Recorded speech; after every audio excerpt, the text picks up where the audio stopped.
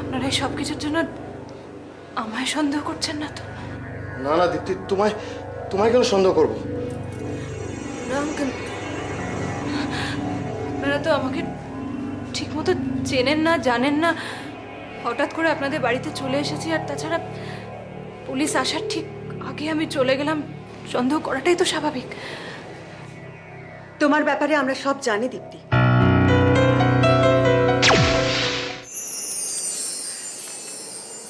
তোমাকে না জেনে বুঝে অনেক খারাপ কথা বলে দিয়েছি। আপনারা আমায় কোনো খারাপ কথা বলেননি আন্টি। আপনারা আমায় এত ভালোবাসা দিয়েছেন, এত যত্নে রেখেছেন, কিন্তু আমি আর আপনাদের বোঝা হয়ে থাকতে চাই না। আমি ঠিক করেছি, আমি চলে যাবো এখান থেকে। তোরা পুলিশরা নিজেরা কিছু করতে না পেরে শেষ পর্যন্ত একটা অল্প বয়স্ক মেয়েকে এরকম বিপদের মধ্যে ঠেলে দিচ্ছিস। তাই আমরা অনেক কিছুই করতে পারি। তোমার আদালত পারমিশন দিক না, গায়ত্রী গাঙ্গুলিকে পেয়ে দিয়ে সব প্রমাণ সংগ্রহ করবো। দেবে? না না না, আমরা তো সেই সিস্টেমের মধ্যে দিয়ে চলি না।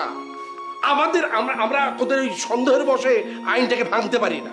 আমি একটা কথা বলি, শোন অর্ক, একটা কাজ কর। তোরা যদি অদিতিকে নির্দোষ বলেই ভাবিস, তাহলে আমি একটা কথা বলি যে তোরা ওকে লিগাল একটা সাপোর্ট দে। যদি দরকার পড়ে তোরা যদি কিছু না করতে পারিস, আমি আছি, আমি ওর হয়ে কোর্টে দাঁড়াবো। বাবা, পুরো ক্ষমতাটা তো আমার হাতে নেই যে আমি তোমাকে অ্যাপয়েন্ট করব। এসপি সেন যেরম বলছেন সেরম হচ্ছে। মিস্টার চৌধুরী,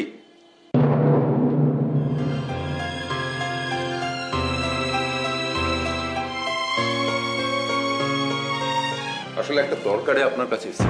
এখানে আবার আপনারা চলে এসেছেন? জ্যোতি, হ্যাঁ বলুন, কি ব্যাপার? আমাদের এসপি সুদক্ষিণা সেন একটা ব্যাপারে আপনার সাহায্য চান।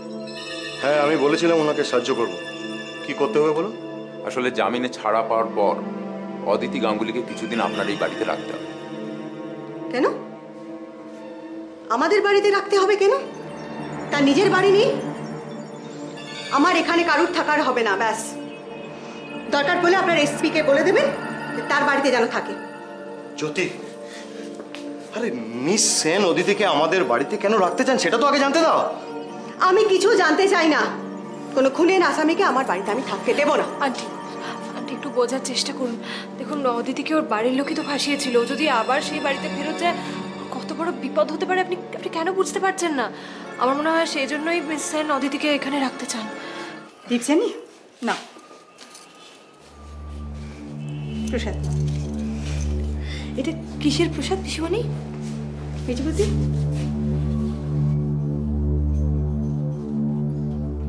না প্রসাদ। বললে না তো কিসের প্রসাদ? অদিতি কাল জামিনে ছাড়া পাচ্ছে তো, সেই জন্য পুজো দিয়ে এলাম।